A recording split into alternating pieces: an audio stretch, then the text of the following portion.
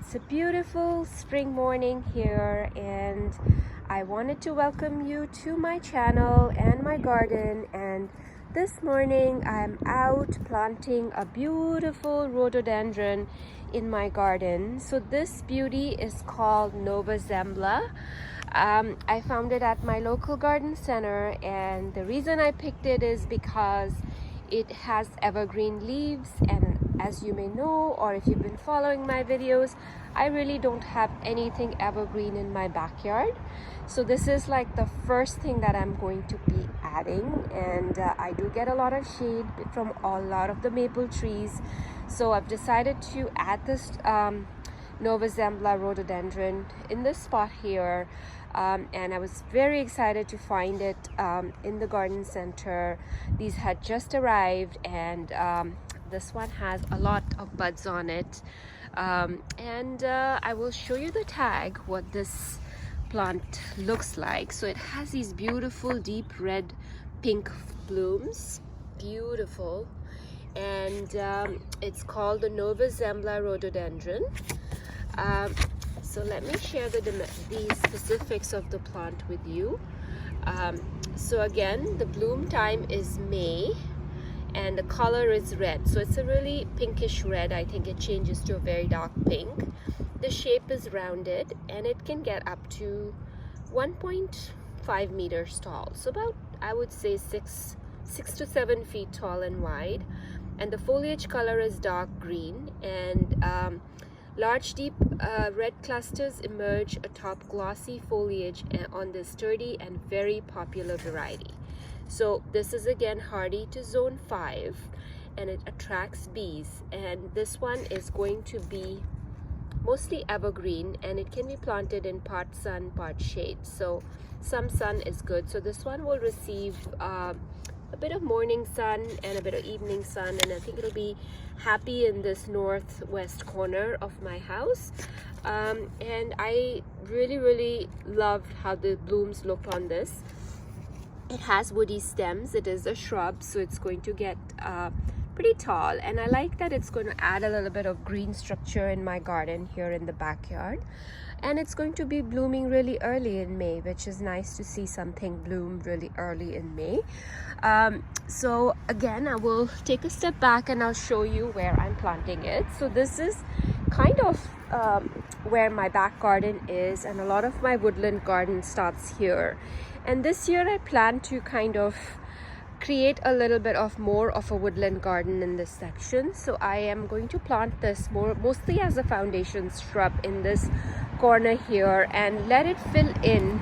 I might move it a little bit more on this side, but mostly at an angle with this tree, so that it kind of creates this beautiful green foliage on this side. And I love rhododendrons because they do have, the foliage is pretty big and tropical looking. I really like that about it. And I wanted something big with a bit of a presence in this corner. So that's what I'm going to do, is add this shrub today in this corner here, and I'll take you along. Very excited to plant this, and I think you would have to add some sort of an acidifier or some sort of a fertilizer that for acid loving plants for this one. But for now I'm going to let it finish its blooming, and then I will add some fertilizer to it, because I'm pretty sure the pot has some fertilizer already for the plant added to it. So I'm not going to add anything today as I'm planting, but when it's done blooming I will probably add something later on for it for next year, so that it can start producing its buds for next year, so and grow. So that's it. I'm going to get this one in the ground, and I'll take you along and show you where I'm planting it and when I'm done planting it. I've dug out a hole for the rhododendron. One thing I wanted to point out is rhododendrons do not like wet feet. So it's best to plant them a little bit shallower than you would other plants, and kind of keep the top of it a little bit more mounded, almost like in this sort of a shape, because you do not want the rhododendron to sit in water. The soil has to be well draining. And sometimes we don't have those conditions, but it's best to plant it a bit higher. And do not overwater them. I mean, they like moisture, but they do not like to sit in water. So for me, I always, I'm always cautious about watering, because overwatering is way more harmful than underwatering plants. So just be cognizant of that. And I'm just going to get this plant in the ground. I think my hole might be a little too deep, but it's okay. I'm going to put the plant in there and see if I need to kind of raise it a bit, and then I will plant this in there. I'm going to remove the plant from the pot and check on its root structure and see if it's root bound or if it's fine. If the roots need to be teased, and I'll show you what that looks like. This plant looked pretty good. There isn't anything at the base that is root bound, so I'm not going to do anything to tease the roots. And if when I put it in the hole, it is still quite deep. So what I'm going to do is I'm going to backfill the soil, and then I'm going to plant it in that. So I'm going to put some soil in there. I'm actually going to use a little bit of cow manure, because the soil here is good, but it's very rooty. There's a lot of roots in the soil, so I just don't want to. I want to kind of add a little bit of fresh soil in here, just because the soil isn't the best quality on this side of my property. It has a lot of worms in it, lots of organic material, but it's very rooty because of the trees. So I just have to give it a little bit of a good start and a good soil in here for it to get rooted and get started. So I'm going to go get some soil, and I'm going to dump it in here a little bit and mix it with the native soil before I plant this rhododendron in the soil. So I've added some cow manure in here, some composted cow manure in here, and I'm really mixing it with the native soil in here as well, just so that it can have a rich soil to get established a little bit, because the soil here needs it. So I'm going to place this back in here and see if I like where I want it to be. And I also still feel that it can be planted a little bit higher. So what I'm going to do is I'm going to add a little bit more of the cow manure in here, just so that I can raise the level a little bit. And because they don't have really deep roots, they have shallow roots that spread out. It's important to not plant them too deep. And that's probably one of the mistakes a lot of people make with rhododendrons and azaleas in general, is planting them too deep. They do not like that, and if it stays in the water, it's going to kind of rot, and it also can be susceptible to a fungal disease. So it's better to do it a little bit higher. So now I'm going to check again and see if I'm happy with this position.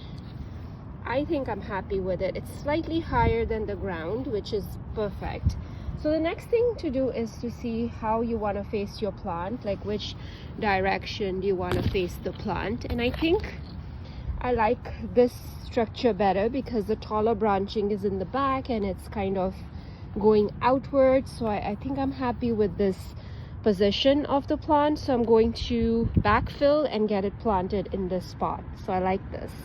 So I'm going to fill up the hole and add a little bit of more manure and finish the planting, and I'll show you what this looks like, and then I will give it a little bit of water and deeply soak it so that it can get established here. I wanted to show you what I meant by planting it higher. As you can see, this is like going almost like a mountain mound that's going up on the plant. So there is a cute little worm here. But I got distracted by that wormy. But I've kind of done like a little bit of a mountain kind of a feel for it, so the plant is sitting up higher. So that's how I've planted this one, and I think it's going to be happy in this spot. It will receive a lot of shade here, which I think it can handle, but it will also receive some sun.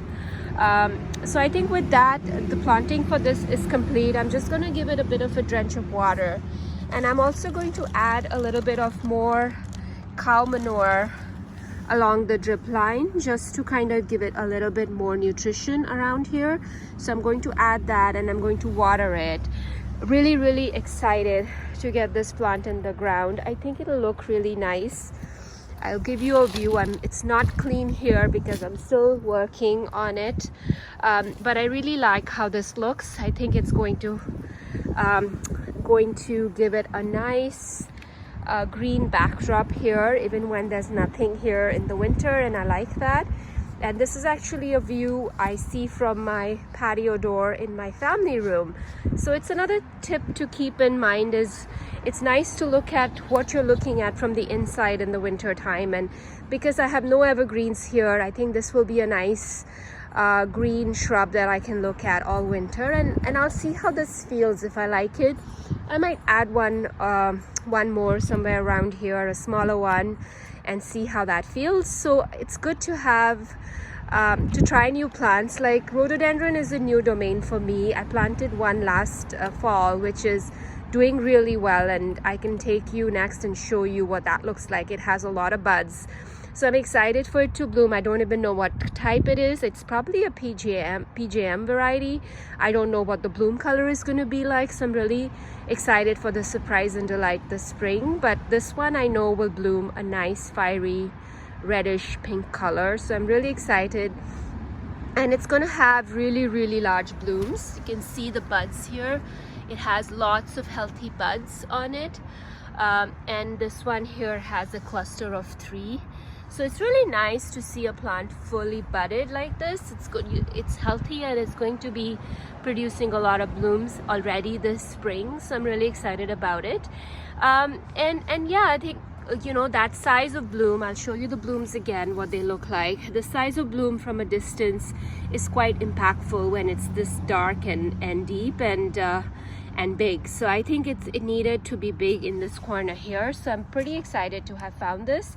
This one will not change its color in the fall, so it's not going to have any fall color, but that's okay. I have other things here that will change color, and this will be a nice green shrub all year round, and I'm excited to add this in the ground.